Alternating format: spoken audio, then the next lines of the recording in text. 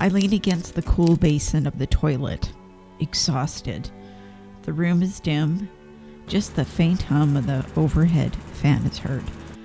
I'm recovering from a brutal bout with a Costco chicken pot pie. The pie won.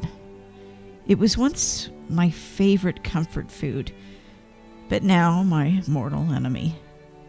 Day-long sickness has overtaken me, courtesy of my new tenant/roommate who has recently moved into my womb. Let's just call my new roomie the boss. Everything sets me off. Coffee, barbecues, even the air conditioner.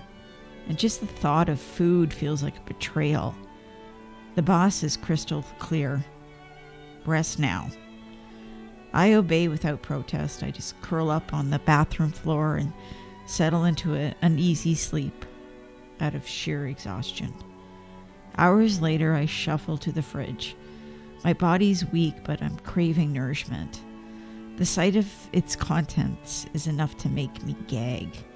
As I sift through the chaos of half-eaten leftovers, wilting greens, one thing that catches our shared attention is a bag of chilled green apples tucked into the bottom shelf. They're sour, yeah, but I think we can handle it.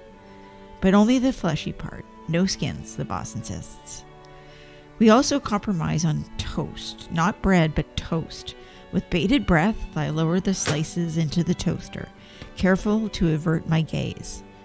Later, I add the tiniest dollop of butter. Roomie approved. It's time to introduce my mom, Linda, to the boss. On a warm June afternoon, I arrive at my childhood home. She's on the patio with a cigarette in one hand and a coffee in the other, and she flips through her racing digest. She's hunting for tomorrow's winners. Summoning up my courage, I quickly share the news, hoping for a rare moment of tenderness between us. We've never really had one before, but maybe, just maybe, today is the day. Butterflies riot in my stomach as I await her response. She lowers her digest, locks eyes with me, and blurts out, "Well, I ain't raising it." Then, as if nothing happened, she returns to her racing digest. The butterflies scatter. Still, not all is lost. A few days later, I tell my dad, and his reaction is everything I needed. Warm, supportive grounding. I hold on to that as the months pass. By August, my little roommate and I start really bonding over food. It's exhilarating relief to crave and actually enjoy meals. And we love ribs. No, scratch that. We fucking love ribs. It feels primal, just gnawing meat off a bone in my favorite rib joint, the Silver Heights restaurant. The boss cheers me on with every bite. Fast forward to December. I'm wrapping Christmas presents. I'm kind of lost in thought when I catch my reflection in the mirror. I've, grown. Bigger than I've ever imagined. And I tilt my head, inspecting the undeniable evidence of the boss's presence. I'm not a physicist, but the logistics of this upcoming exit is really beyond me. February 3rd. A cold and windy Manitoba morning. I'm awoken by the boss with a pounding at the door.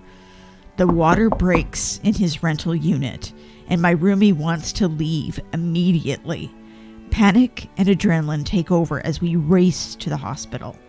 The boss is determined to move out right now, but the doctor informs me it's not quite time. We still have over 8 centimeters to go. What? I shift uncomfortably. Desperate, I just want this to be over. I cry out under duress and inform the hospital staff of your demands. You want out now. You demand it in no uncertain terms. Then Dr. Friesen, the anesthesiologist, yep, that was his real name, intervenes. His calm presence feels like an anchor as he arranges the most magical invention in all of mankind, the epidural. I'm just going to give a shout out to Eugene Brill. I think that's how you pronounce it. He was a Romanian obstetrician that invented the epidural for childbirth. Okay, so it's time. We've reached level 10. I start to push and you do your work on your end. We both give it everything we've got. With one final grandiose push, you're out. My world stands still for a moment. I feel something I've really never imagined.